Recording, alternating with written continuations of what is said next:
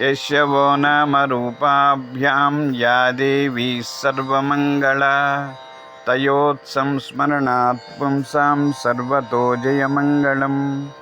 शुक्लाम्बरधरं विष्णुं शशिवर्णं चतुर्भुजं प्रसन्नवदनं ध्यायेत् सर्वविघ्नोपशान्तये।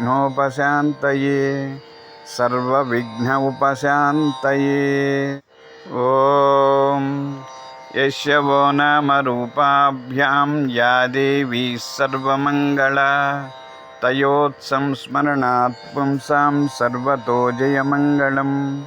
शुक्लाम्बरधरं विष्णुं शशिवर्णं चतुर्भुजं प्रसन्नवदनं ध्यायेत् सर्वविघ्नोपशान्तये।